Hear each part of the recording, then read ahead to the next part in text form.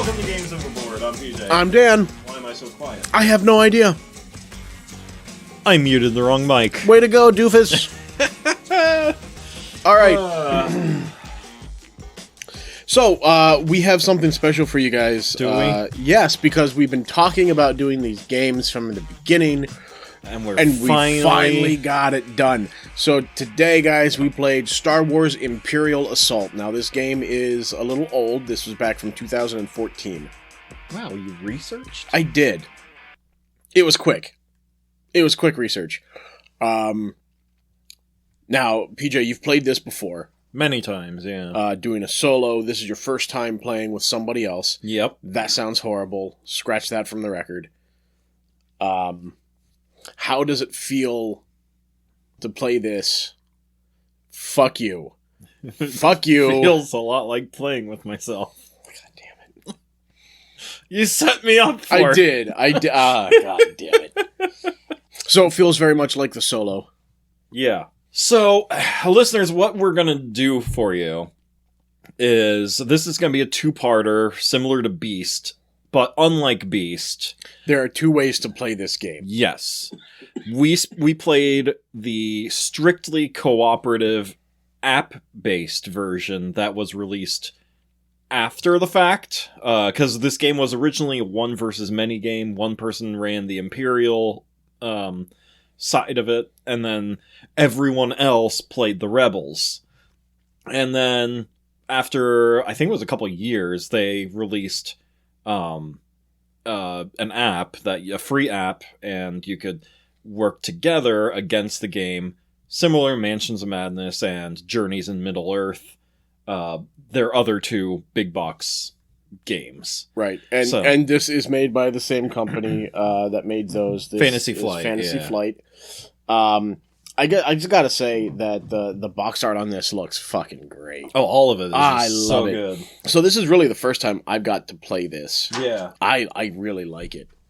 I really like it. I've been wanting to play this for years, and I keep begging PJ, and it's like, nah, we'll do something else. The setup is just so much. And I had to reacquaint myself with the rules, and I was like, We'll get there. We'll get there. We'll get into that. So, of course, this takes place in the Star Wars universe, Dadoy, but I don't know, is this considered Legends, or... What do you mean by Legends? Like, Disney says, screw you, we're not, like, no, this isn't anything. Oh, yeah, it's not part of any canon or anything like that, from what I gathered. But I really like the artwork, and I really like the characters that pop up. We fought, of course, your basic stormtroopers, your Imperial officers, and then, of course, we got to take on things like the Transoceans, which Bosk, that lizard-looking bounty hunter, and IG-88. So this game is really cool because just like the other games that Fantasy Flight have done, it's randomized, but at the same time, like you're getting a story. Yeah, it's a little bit of a randomized story, and the things that happen are great, like great story devices and moments, great story moments. Yeah. We were playing the last thing that we played. We tried to save some rebels. 4 rebel captives, yeah. And just as we had gotten 3 of them rescued and we were trying to rescue the 4th, IG-88 burst into the building and just kicked the shit out of me.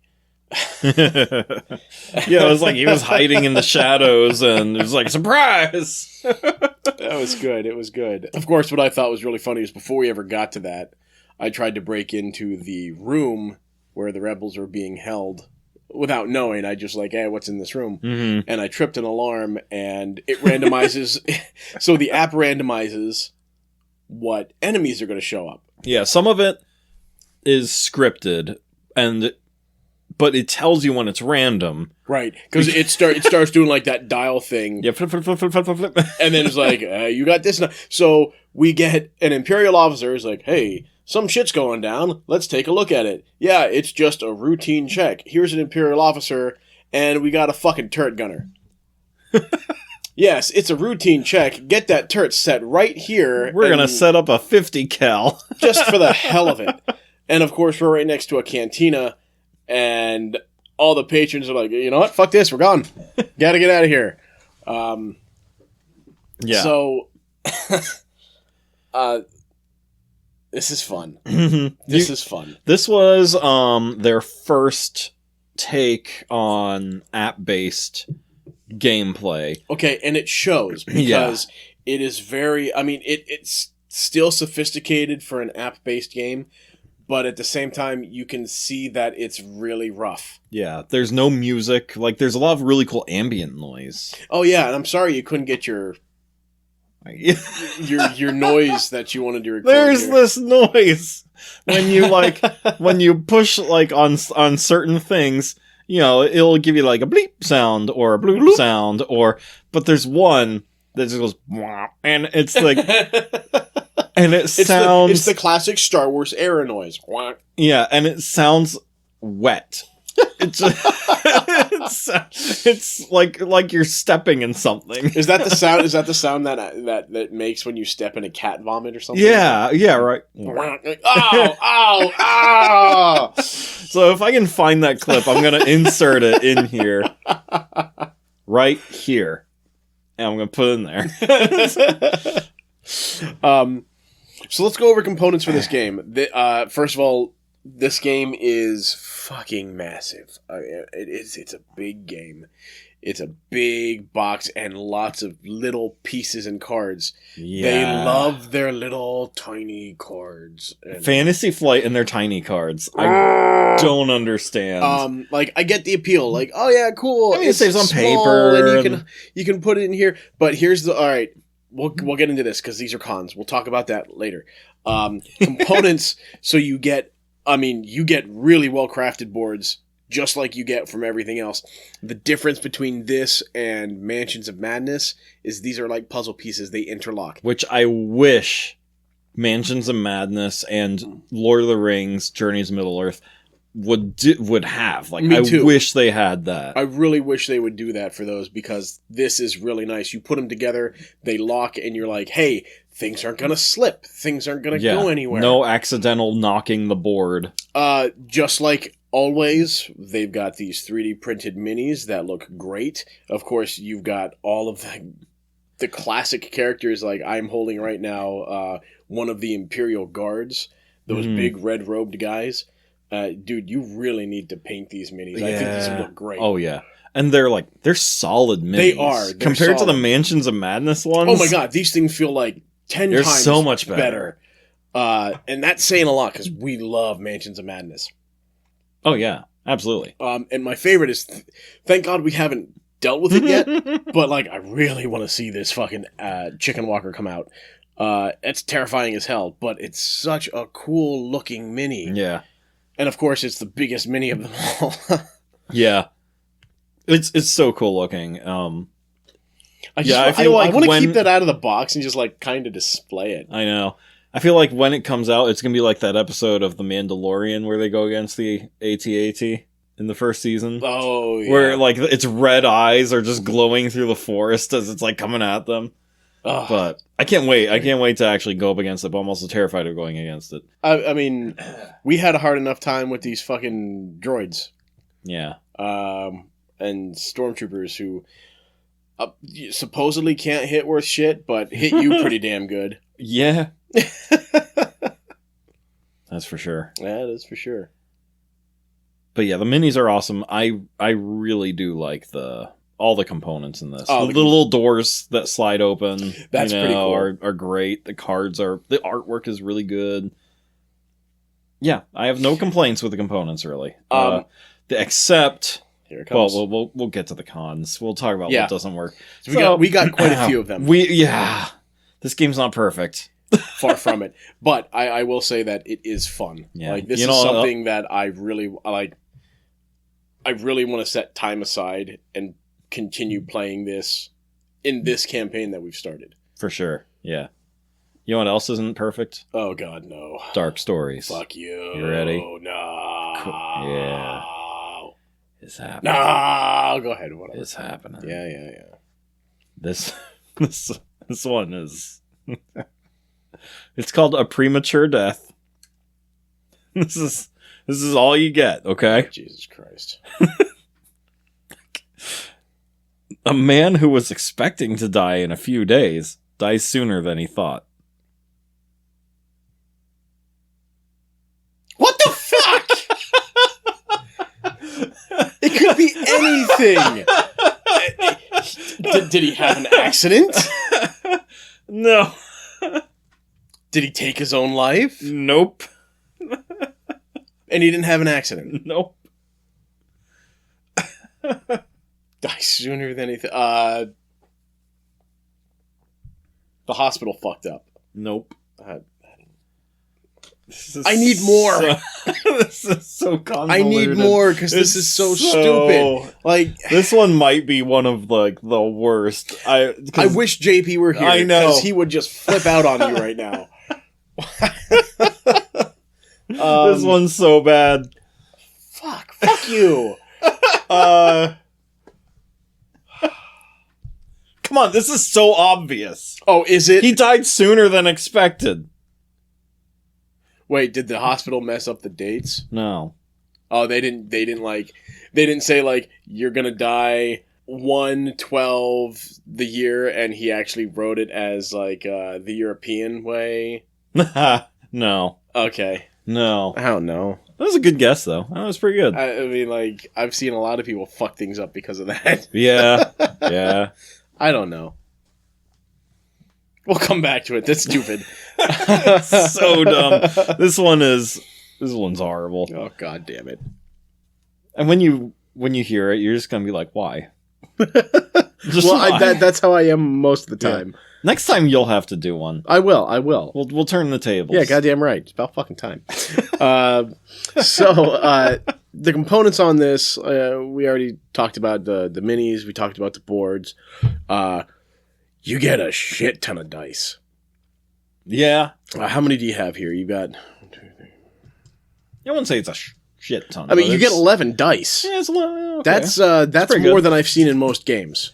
And they're all custom dice. It's not your typical, Right. 6-sided dice. Right. They all have different markings. Well, they all have the same markings except for 3 of the dice, but they're in different... Each color layouts. die has different faces. Yeah. Different ratios. Like red dice have the most damage, and yellow dice have a lot of surges and things like that. So they all have like different ability, like different strengths and weaknesses. Yeah.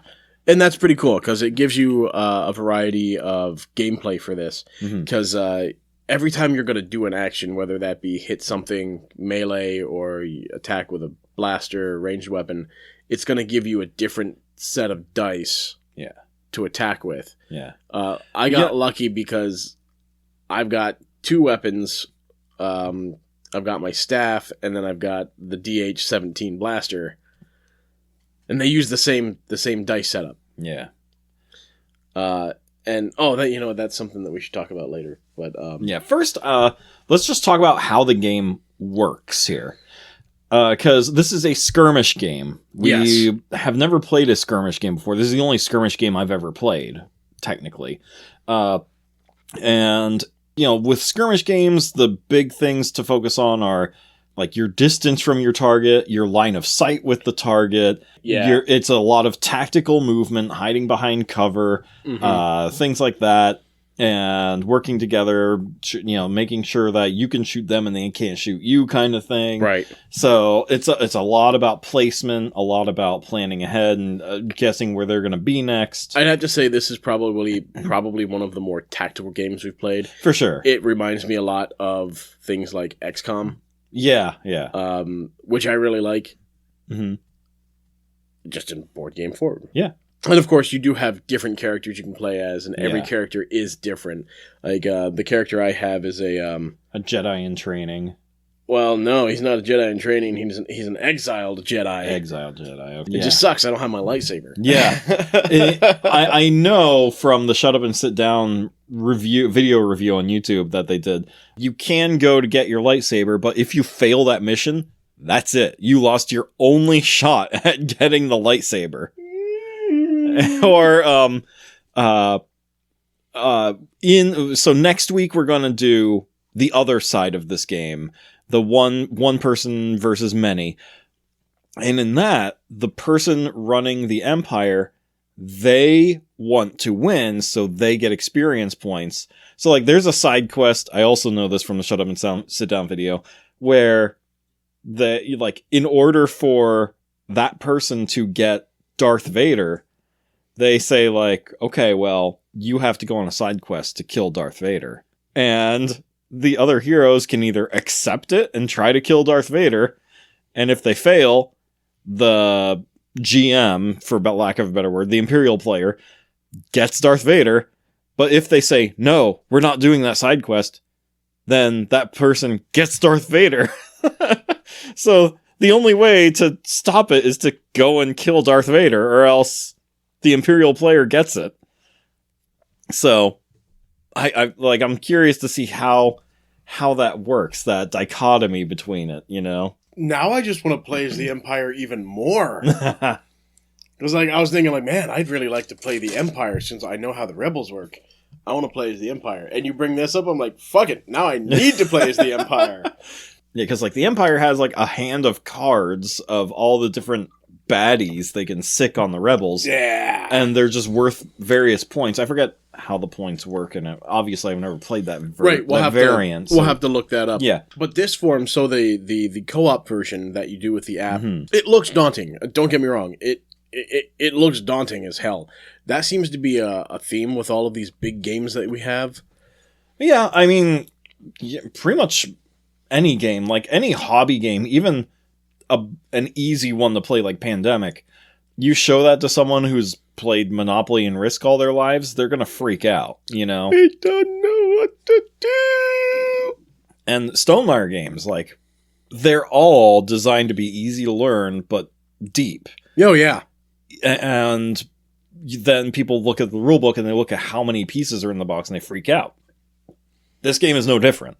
I mean, luckily for Angie and I, that's how we got Dino Island and the Kickstarter exclusive expansion pack. And you could tell somebody opened that box, looked at it, took everything out for the base game, and went, fuck no, and put everything back, and they didn't even touch That's the how expansion. I got Firefly. Oh, yeah? Yeah. Nice. Someone who was a big Firefly fan bought the board game, opened it up, went, nope. They closed it back up and sold it on eBay. And where my sister found it very cheap and bought it for me for a birthday present. They noped right the hell out of that one. So this game, I mean, it really quickly has become something that I really, really want to play again.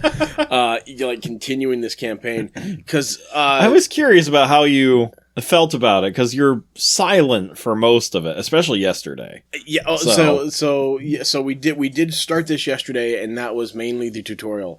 And what kept me silent was I was like, oh, Jesus fucking Christ.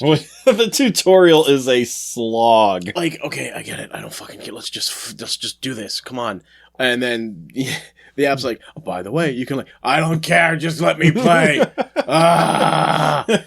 And even when we finished a little bit of the last portion of the tutorial tonight, it's like, oh my God. That's cool. Okay, no, that's really cool. Oh my God, I get it. Shut up. Let me go. And then it's like, hey, you did the tutorial. Now you can go and do the campaign and be a legend. I'm like, yeah, cool. Okay, now it's running nice. So if you don't have patience, this is not a game for you. Yeah, or there's got to be a way to skip the tutorial in that campaign mode and just continue. Yeah, just skip.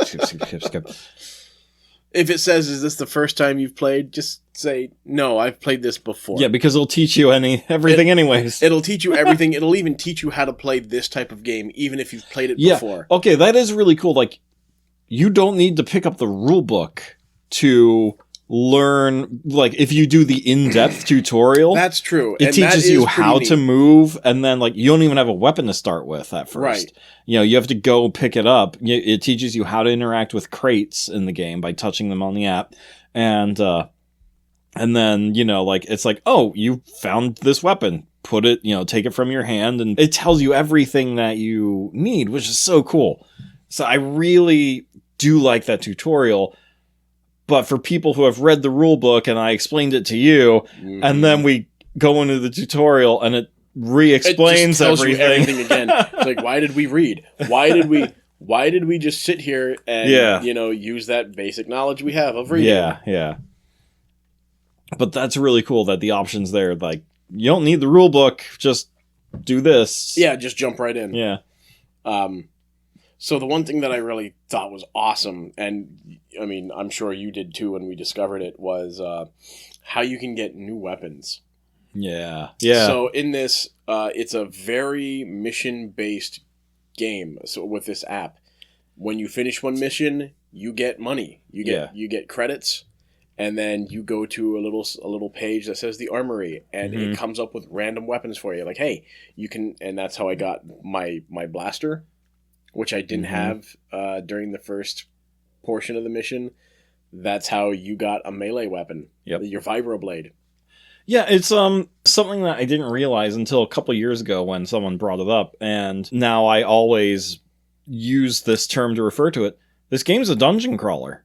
It is. It's just like Dungeon Fighter and Gloomhaven, all those, where you go from room to room killing baddies and stuff like that, and then at the end you collect loot and you can, buy new stuff and get more powerful. Right. And then you go to a new place and go room to room, and it's a dungeon crawler. It is. Just with guns and space guys, and it's Star Wars. It's a Star Wars dungeon crawler. Yeah, instead of a fantasy setting like most dungeon crawlers are. I mean, it's still fantasy. It's Star Wars.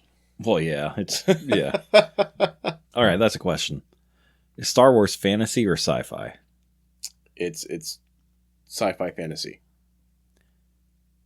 No, I'm not asking for a middle of the road. There is no middle of the here. road. That's what it is. No, I'm okay, asking, if you're gonna go with is it that, sci-fi or is it fantasy? Technically, it's sci-fi. See, okay, I agree there. But I can also see why some people be like, no, it's fantasy. Like, there's no science. It's all space wizards and laser swords. Midichlorians, for God's sake. God damn it. You need to leave. It's one of my least favorite parts. Well, besides the new trilogy, one of my least favorite parts of Star Wars. Yeah. Oh, that and the fact that they made Luke a punk ass bitch in the new trilogy, where it's like you had so many stories that you could have taken from Legends, where you could have taken Mark Hamill and like, Mark, we need you to be this badass wizard guy. You can be grumpy, it's okay, and like they just shit on him. Yeah. And I know he wasn't happy about it either. Oh, yeah. That's not a secret at all from his interviews. So my brother Rick and I were talking about this earlier. You have this character whose whole story arc is, I'm a whiny little bitch farm boy. I learned to become this great warrior, and I have nothing but anger and hatred in the second film. Yep. To the third film, where it's like, I find inner peace, and the entire reason I win the day, we destroy the Empire, is because he finds inner peace and redeems his father. Yeah.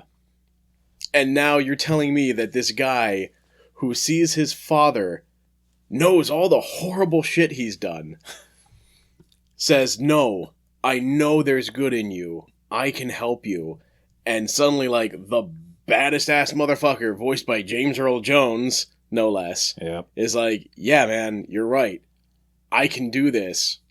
I can redeem myself. Mm-hmm. And you're telling me that this guy, who is like the epitome of hope, suddenly goes, I had a bad dream that my nephew's a little piece of shit, so I'm going to kill him. What the fuck? I didn't think it was a bad dream. I thought it actually happened. No, it wasn't. Oh. It was a premonition. He had a premonition that Ben is going to be a little piece of shit, and so he goes to kill him, and then Ben's like, shit, he tried to kill me. Now I'm going to be a little piece of shit. Yeah. It's a self-fulfilling prophecy. I missed that part. Oh my God. I blocked a lot of those movies out of my memory. It's for the best. Like, they can be just destroyed. Disney has destroyed. Especially that second one. That second one, I think I'd rather watch the prequel movies before I watch that second movie again. Look, I know the prequels aren't that great, but you gotta admit, the last half hour of Revenge of the Sith is badass. Yes and no. Shut up. It's badass. Did you ever see the loop of them just twirling their lightsabers at each other? And they're like, not even trying to hit each other. They're just spinning their lightsabers. It's like, what is this choreography? Okay, well, what is this? No, okay, super nerd coming out in me. That actually has a purpose. They're each trying to find where's the best time for them to attack each other.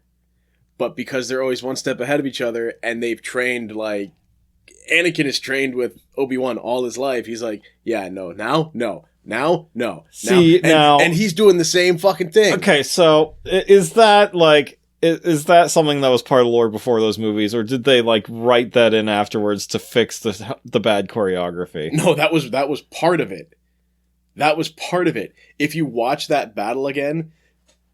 He tries to do the same move that he did to take Christopher Lee's hands off. And he knows it's not working. So he tries again. It's not working. And he knows he's going to be one step ahead. So that entire time they're doing the twirls, they're waiting for someone. Someone is waiting for the other to fuck up. I don't know. I don't buy it. Okay, you don't buy it because you never did stage combat or any of that kind of stuff. I have. That's the most interesting part of doing a fight, is watching how the two people interact and when they're going to strike. I just imagine the director being like, they need to be twirling them more. We need more movement. No, you see... We need it to be more exciting. George, what do you want us to do? I don't know. I think you need to twirl some more. Yeah. Just twirl. Yeah, like 5 minutes of twirling. No, but really, like, that's what's going on in that scene. That's what you say. That's what's going on. I believe that. Oh my God. That's like... Okay, see, this is another thing, like, that's the kind... I'm in that world of building these things, and you're not. You're on the side of just watching. But, like, you're also coming from someone who loves the project and everything. I could just see someone who's like... like, fine, I'll add some freaking twirls into the combat. Like, I think that was the Phantom Menace, where Ray Park was like, I don't get to speak, you dubbed me over... At least let me be a badass with my martial arts. And George was like, yeah, okay, yeah, you're scary. Go, do it. Yeah. You got 2 swords on your blade there. So, this guy is your friend.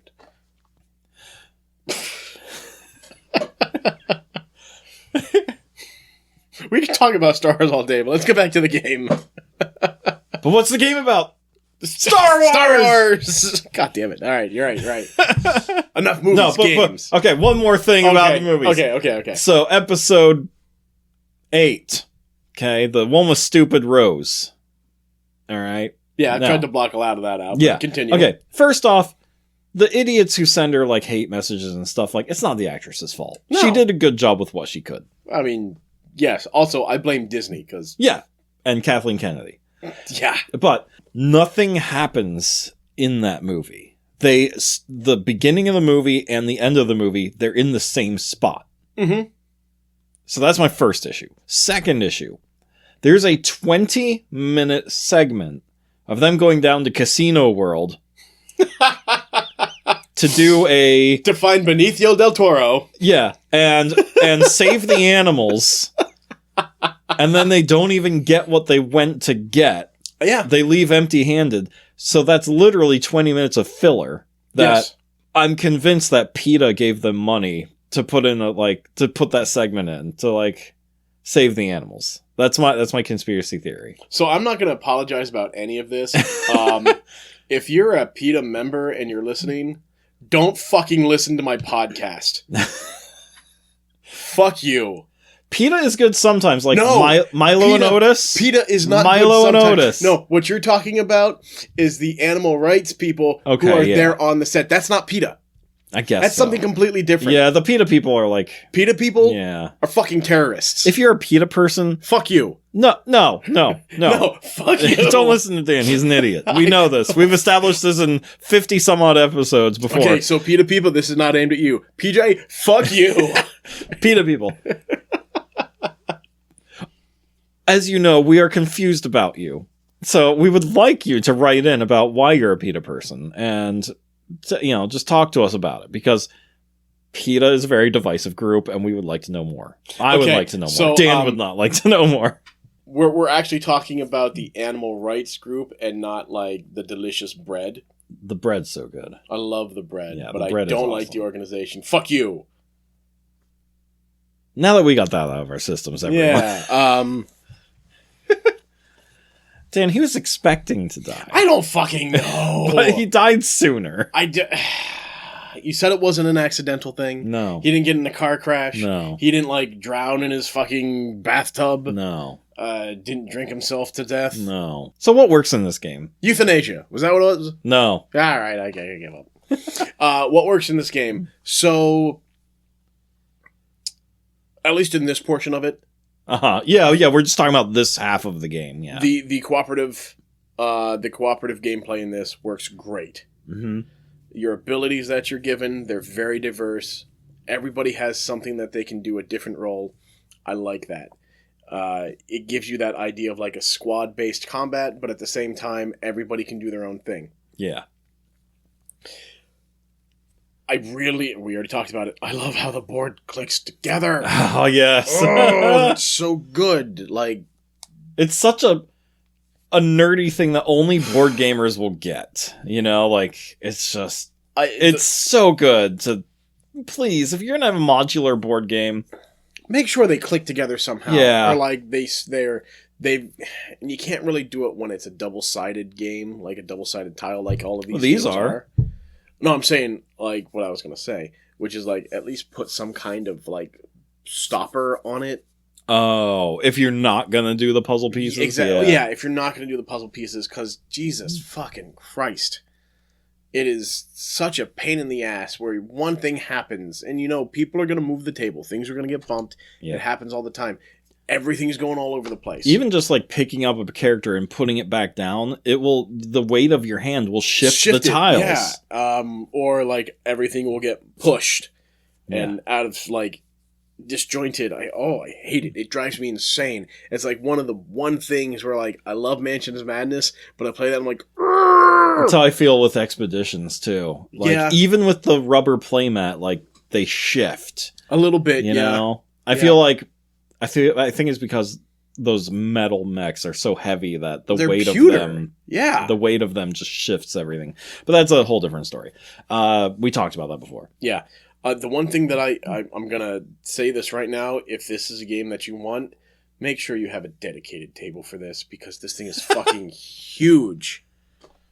I mean, it's not as big as Mansions, though. No, it's not. Like, luckily they've kept everything down to like 4 or 5 pieces. Yeah, like and maybe like 2 or 3 big pieces, maybe 4 big pieces at the most, and the rest are tiny pieces. Yeah, like the actual map of this scenario, of both scenarios of the campaign, the first 2 they take like a 2x2 square. Yeah. But then you need lots of table space for all the extra minis and tokens and cards and dice and everything else. Right. So before we get into the rest of this, what do you like? What else do you like? My favorite thing about it is this game feels a lot like Gloomhaven, but with dice. Oh, yeah. Again, I always compared Gloomhaven to XCOM, and this game is like Star Wars XCOM. You know, it's this... Fuck yeah. It's a tactical dungeon crawler, but with guns and laser swords instead of regular swords and shields and bows. He's got a laser sword. So, Sorry, I love doing George Lucas impressions. And I just love saying laser swords too because it pisses off Star Wars fans so bad. That's what George called it. George called it a laser sword. Yeah. Yep. Listeners, if you want to see something funny, Red Letter Media had Rich Evans dress up as George Lucas and go to San Diego Comic-Con and he would just go from booth to booth looking for all the Star Wars Christmas Adventure DVDs he could find.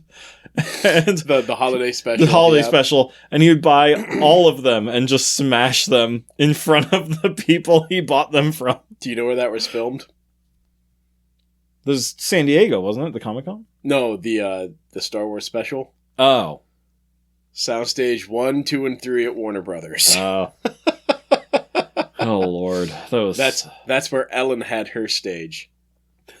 So I got to... Look how that worked out. Yeah, well... You know how I feel about that woman. Oh well, how a lot of people feel about her. I don't know. I got friends out in California still like, oh, she was great. I'm like, yeah, no. Anyone who's worked with her will say different. Yeah, but they've worked on the show. Like, Oh, really? Yeah, they're like, oh, she's so great. I'm like, yeah, you weren't one of her staff. We were just there getting people in. Yeah. Yeah, everyone, like, all the stories of her. Anyways. Yeah, So. Again, different story. If you guys want to know more about these different stories, just email us. Yep, that's right. We'll talk about it sometime. Yeah. No one emailed about our live stream. I'm sad. You nice, kind people who seem to be mean at the moment. I bit my tongue on that one, okay? Oh, Lord. So what doesn't work about this game? Okay, let's where to begin? Let's start off with. Well, hold on. Let's go back to some good stuff. Okay. The stories that this game makes, oh my god, are great. Fantastic. Well, like I said, getting ambushed by IG-88. Not only is it something that happened like out of nowhere, but it also uses an iconic bounty hunter that you see in the second film in Empire. Yeah. But you also see through a lot of the expanded media. Uh-huh.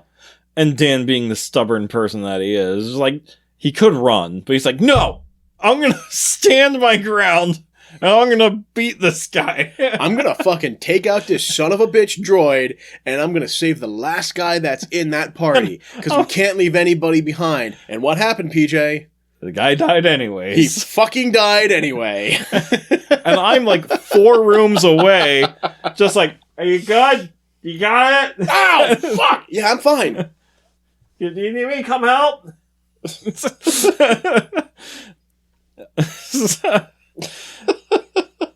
it's little things like that. And I also like, in between missions, there are like little side things you can do, and they're all text-based. Yes, but and that was very much like Gloomhaven and Frosthaven. Yeah, the road events and the city events. And that's cool because, like, so when we did this one for ours, it was like, we had Amon Calamari. Of course, it was the female version, so it wasn't Admiral Akbar.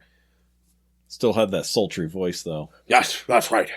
But, so, this captain was like, hey, we need supplies. Can you, like, go to this little, what is this, like a dwarf planet or an asteroid belt or something like that? Like, hey, go to this place and get that shit. And we're like, okay, yeah. So we did it. It was all text-based, and we made the right choices. We made the right choices, and we did have to do a couple rolls to do some checks. Yep. We succeeded those, and we got the stuff, and because of that, we got like some bonus weapons and materials, med packs. Yeah, we got med packs like and everything. Guys, like, hey, you did some awesome jobs. This shit's for you. We're like, sweet, man. Yeah. So that's really cool. I really appreciate when they take, like, they didn't have to add in that extra stuff, you know? No, they could have just said, they could have been like old school DOS games, like mission to mission to mission. Yeah. But this one seems to have like, it doesn't really even have a thread. It's like mission to mission, but because you're taking that journey, you are that thread. Yeah. Through all of it.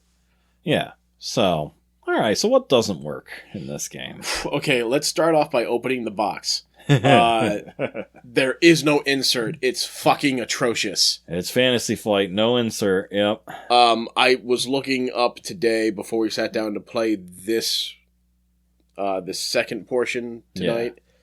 Yeah. People have created inserts. 3D printed inserts. You can buy them online too for like $30. And I found one. I went, oh my god, this one's for free, and it has everything in its nice little spot. We're downloading it. We got to print it. Yeah. It's gonna make this so much better. Yeah. The one thing that I didn't see there, but I think we should do, is find those mini cards, but a fucking holder for them. A little deck box for them or something. Yeah. A deck box for all the cards. Yeah. My issue is the map tiles. There are so many of them, and they're in so many weird shapes, and they're all numbered.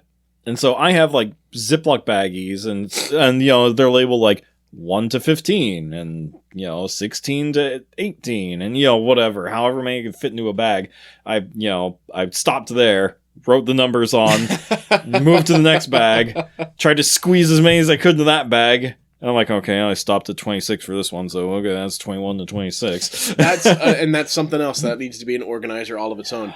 These things yeah. are everywhere, and there are a lot of pieces. Trying to sort through all the pieces and find the correct one is... I really do like this game, don't get me wrong, but it's a pain in the... You plan a day around it. Or an afternoon. Yeah, you can't just arbitrarily break this out and be like, hey guys, let's try this out. This is something you plan ahead of time. Yeah, and I'm glad we decided to plan a little bit ahead of time for this, because setting it up was like, Jesus Christ, this is taking forever. Yeah. I mean, it was a little faster, but it was still a pain in the ass. For sure. But like I said, and if you're going to go that route, have a dedicated table for it.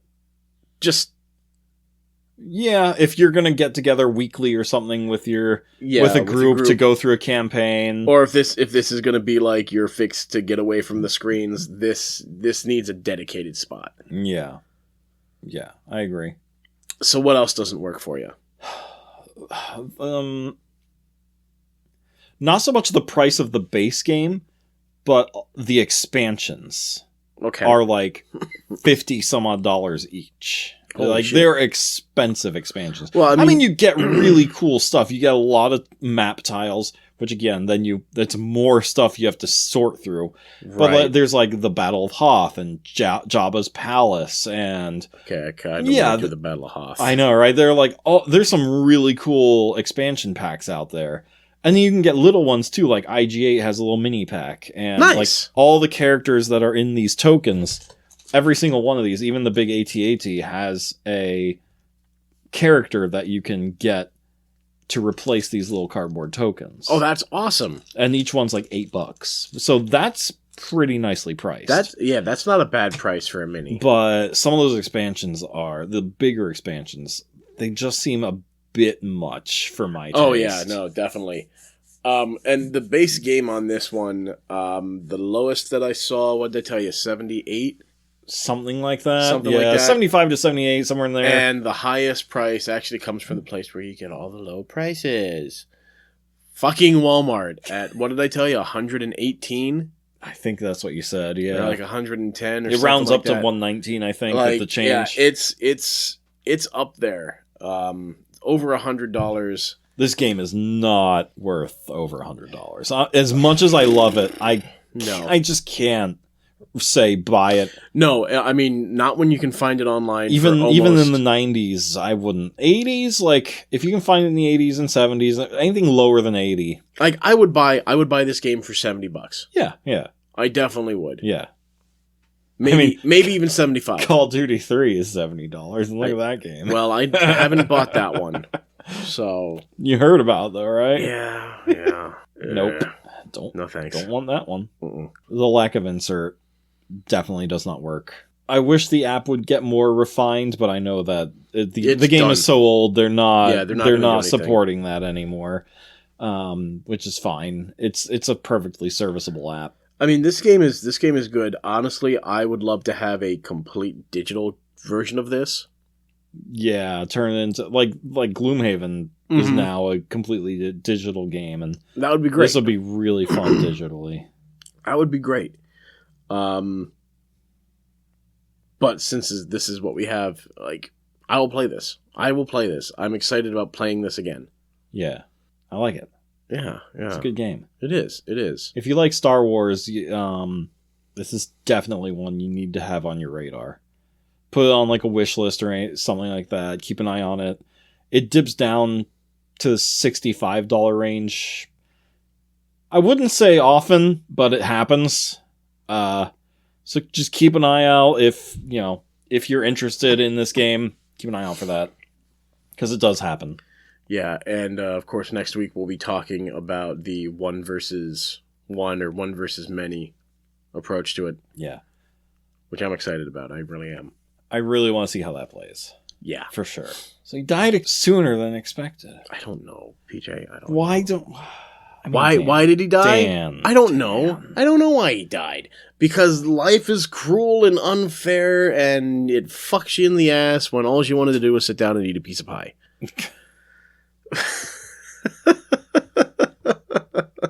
No, that's correct at all. Well, I mean, yeah, technically it is, but that's not what's going on here. And I'm a cake over pie person. I'd rather have a piece of cake. All right, Where let's are just you say in the cake versus pie debate? cake versus pie?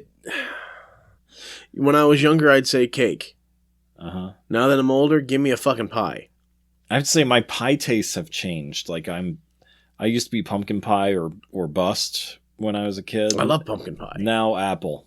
I Pie love apple. is like I've the never way to gone go. away from apple. Apple pie is great. Yeah. I love blueberry pie. I love peach. Fuck yeah.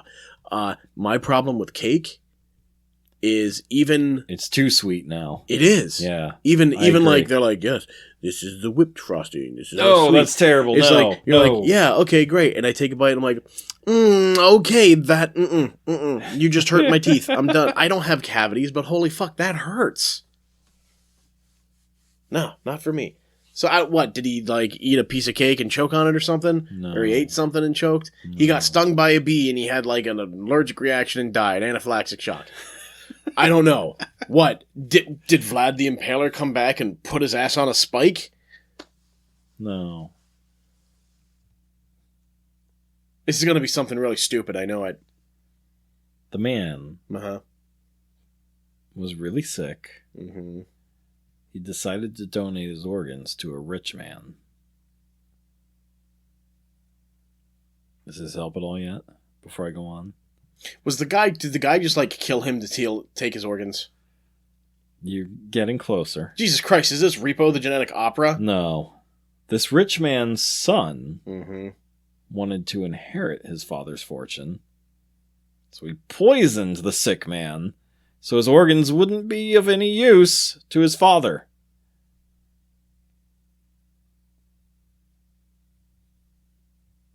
How the fuck am I supposed to get that?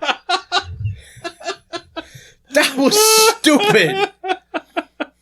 Yes, he died unexpectedly. Oh, well, we knew he was going to die soon, but he died a lot sooner. How was it? I don't know. It could be anything. He was poisoned. Thanks, Sherlock. Jesus fucking Christ. That might be the worst one we've done so far. 'Twas murder most foul. Right? Like, with that nonsensical clue. You're Jesus. supposed... Well, like it'd be one thing if it was like it gave us the information like, yeah, so this guy was sick and he's gonna sell his organs when he passes to this rich guy, but suddenly he died unexpectedly.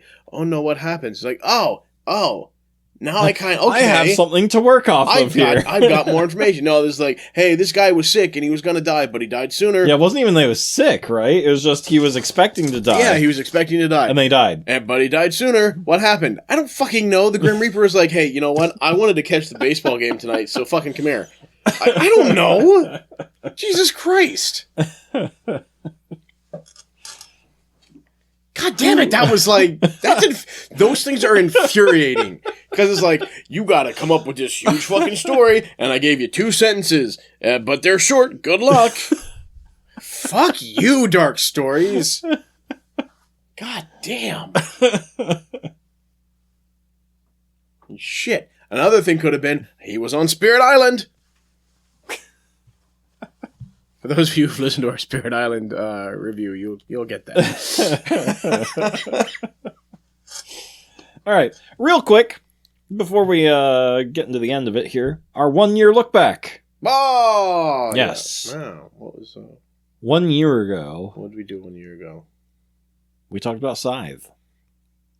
Already? Yeah. Holy shit. Yeah, we introduced the game to Owen at this table. That's well, right. Different Different table. table, but in this spot. Yep. Wow. And ironically enough, a few hours ago, we interviewed Jamie Stegmaier. Well, we didn't interview him. We did a nice little talk with him. Yeah, we did a top 3 list with him. Of course, this was on your top 3. It was. of just what makes a game fun, or what is a fun game, What's and a fun why game is it and why? fun? And that's funny because my top 3 list is like vastly different from you and Shanna, and even And him Jamie. too. Yeah, like we all had really different lists, so it's a pretty fun listen. Yeah. I don't know when we're gonna add it in. I think probably after Tapestry, after Tapestry, because Tapestry was because that was the whole like the whole reason of why we had yeah. the conversation. Yeah. But yeah, so Scythe, 1 year ago, how have you felt about it since? I mean, it's still up there of one of my favorite Mhm. games. It really is. It brings We taught it to 5 new people back in over the August. summer. Yep. At a meetup that we did Yep. At Helix Helix Tabletop Gaming Guild. Yep. So that was, what was really fun for me was being able to play that with new people and seeing their mindset and how they would go about Yeah. something. Even when they're just learning, they're picking up, you can already see the cogs moving and they're going, if I do this, I get this reward. And if I do this, I can do this. Where you and I are just like, oh yeah, this is cool. Yeah, I'm going to fuck you over. I'm doing this. And you and you always know it's a good sign when someone goes, I've never seen a game do this before. Right. And we heard that a couple times in that one afternoon. Yeah, and two of the guys that were playing with us were actually there for something completely different. They were there for like was it D&D.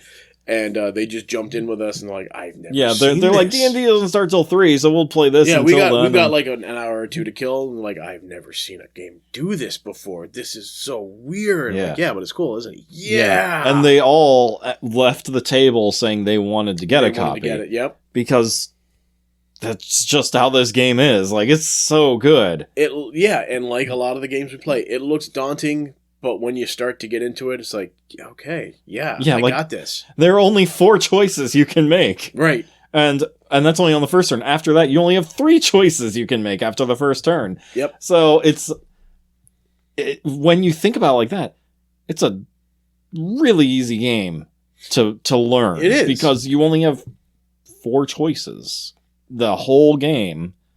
Well, I mean, there's an option to get a 5th choice when you get to the factory, but Right.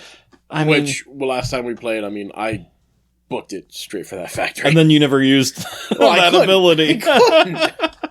Because we had to end it there after, pretty soon. But it's so good. It's easily one of my favorites. The first game I ever painted because it just felt like it needed it. Like a game of that caliber. Oh, definitely. It needed to be complete. So I bought all the expansions and painted it. And honestly, that's how I feel about this one right here, too. It needs to be painted. there's just too many minis, though. I don't know. I can't do it again. You gotta do a quick base code. I painted Journeys of Middle Earth, and that was so much. A labor of love. It really was. And that's the thing. I like Lord of the Rings more than I like Star Wars. So like I would rather paint more Lord of the Rings stuff before I jump into Star Wars. Nah, man, Star Wars all for me. I know, fucking love yeah. Star Wars, dude. It's like one of the big reasons I got into sword fighting. Yeah. Well, this and Highlander.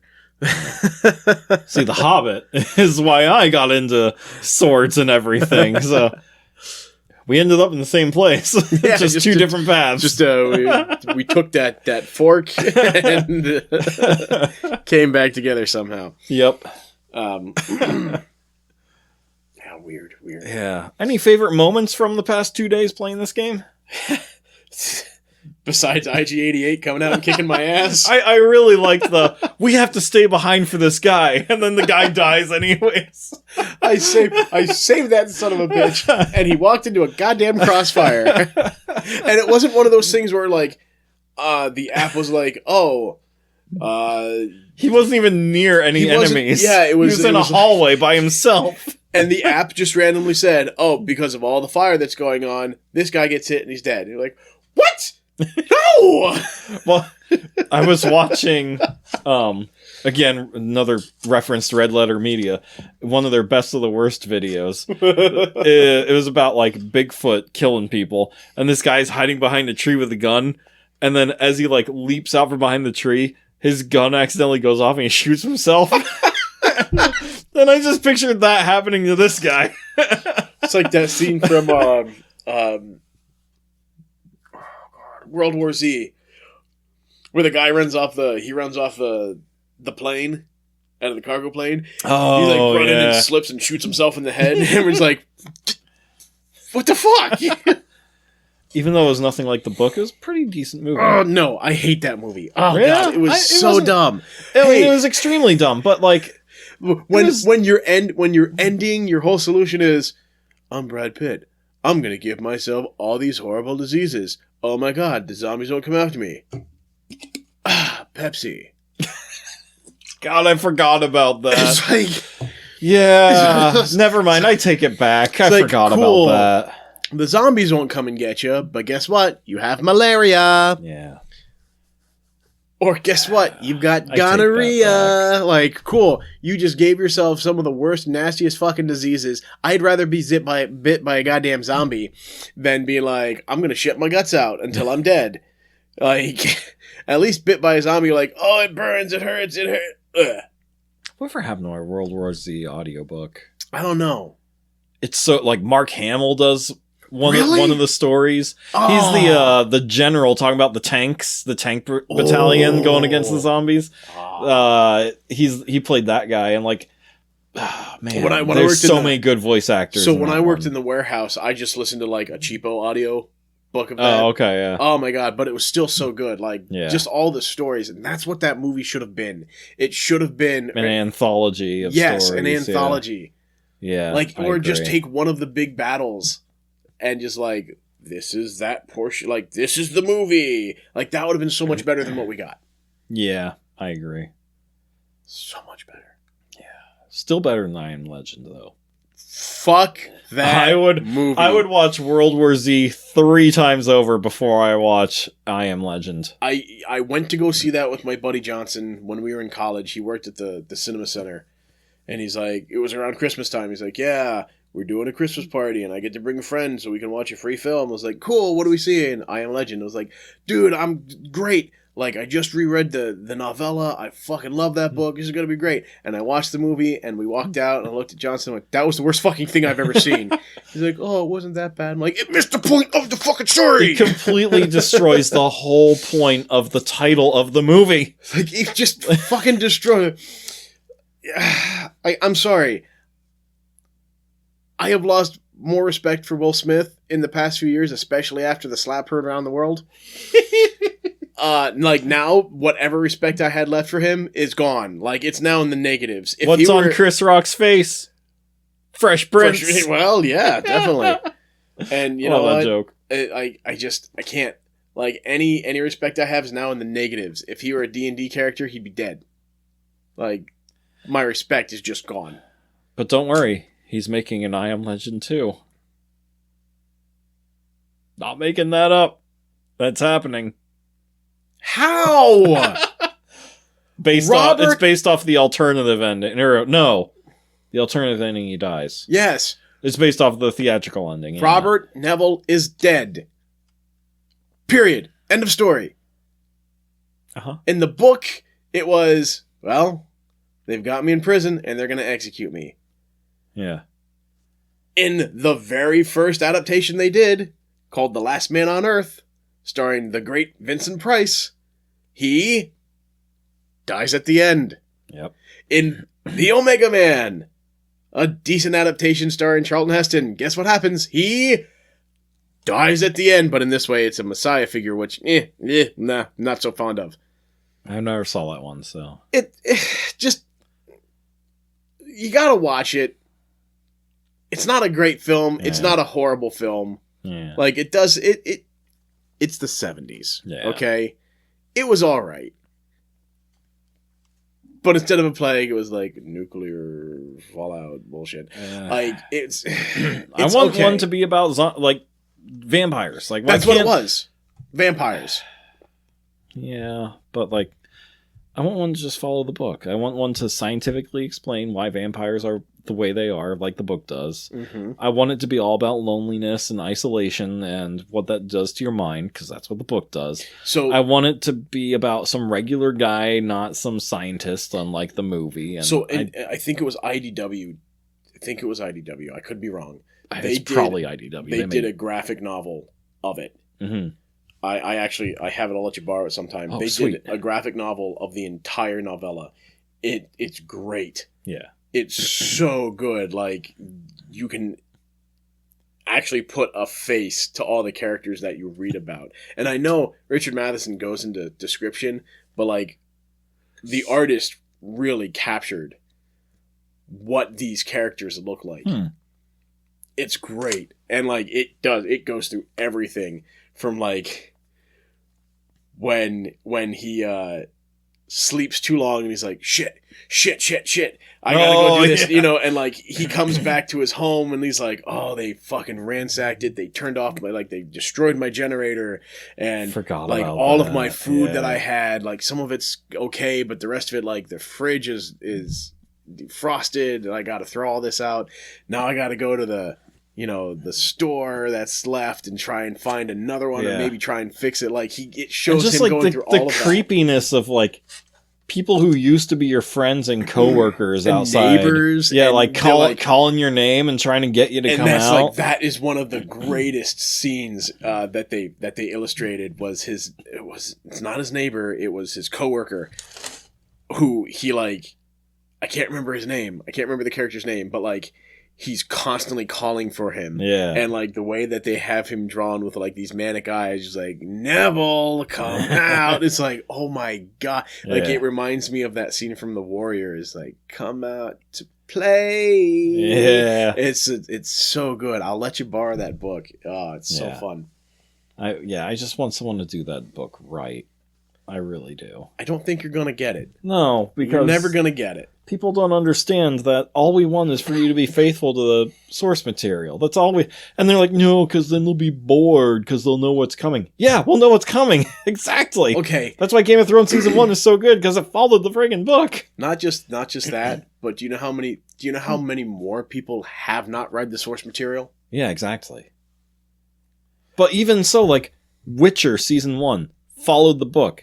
Great. Yeah, followed those stories It perfectly. was great. Season 2 sucked. Season 3 sucked. Why? Didn't follow the books. Halo, the TV show, sucked. You know why? Pissed me off. Didn't follow the lore. Last of Us, amazing. Followed the video game almost to the T. Like, just stick with it, and it's fine. Just do it. They won't do that. They'll never do that. It's too predictable. I know. And, I know. Well, here's the thing. So I know we're long-winded and everything. We should wrap this up, but I just want to say this. If you have a movie that's based on a book or that's adapted, like, I get it. Adaptations, you change some things so it flows better. Yeah, and certain things you have to do because it works better on screen than on text. But when you read these books, you have these images in your head. You have that imagination that, oh, this is how this would look. This is creepy. Oh, this looks great. This would look fantastic. And the thing that makes people excited, like, especially me, being a fan of that property, of reading those books, those stories, is watching it on screen and going, oh yeah, I know this scene. Yeah. Oh my God, they did it even better than I imagined it. Like, it that's looks the best perfect. part. Yeah. Just seeing it come to life. Like the T-Rex scene from Jurassic Park. Like the novel where they're talking about it coming out of the pen. Like, you read that and you're like, oh my God. And then you see it on the big tree and you're like, oh, that was creepy and great. Like, movies need to take those big key moments and go, no, this is a key spot. It needs to be done. It needs to be done right. You can't gloss over it and you can't omit it completely. Yep. Now that I've had my movie rant on our gaming podcast, we went a little off topic. a lot of off topic. Yeah, not actually. We haven't been talking about stuff not game related for that long. It feels like it's been a long tangent. Well, I'm long-winded. All right. Yeah. So Star Wars Imperial Assault Part 1, the co-op app-based campaign. Awesome. Really awesome. Next week we'll get to you with the base game, the one versus many, the way it was designed. Right, the meat and potatoes of this. Yeah. And we'll let you know how that plays and how that feels. From what I've heard, it's probably going to be pretty good. I don't know. We haven't done it yet. We'll find out. Uh-huh. So that's coming up. Tapestry is coming up sometime this month. Like 100%, we're reviewing that before the end of the year because I love that game, and Shanna wants to gloat. And, of course. And we had Jamie on the show, so we gotta get that. Yeah, we got to get him out there. We gotta get that clip on there too. And what better way than with the game that inspired us to contact him for him to be on the show? Inspired the conversation. Exactly. So, as usual, listeners, if you like what you hear, if you want to hear more of us going off on tangents, let us know. If you want to hear less of that and just more about the game, let us know. If you want to hear more dad jokes, let us know. We want to hear from you. Yeah, feedback is greatly appreciated. Otherwise, we're just two assholes talking. Which we don't have a problem with at all. Nah, I mean, we'll do it anyways. Kind of what we do. So, with that, everyone, have a great week, and we will talk to you next week with Star Wars Imperial Assault Part 2. Yeah.